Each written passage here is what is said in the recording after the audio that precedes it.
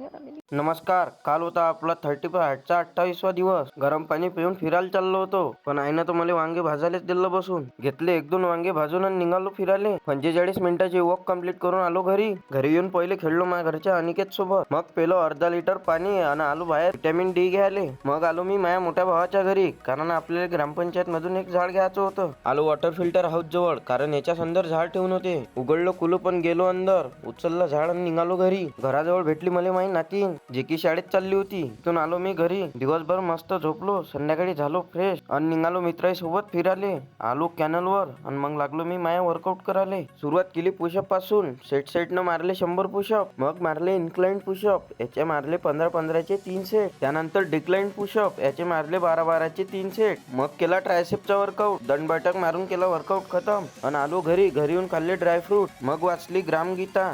ही आहे आजची सेल्फी. पाणी पिऊन झाले आजचे सारे टास्क कंप्लीट. बोला जय श्रीराम.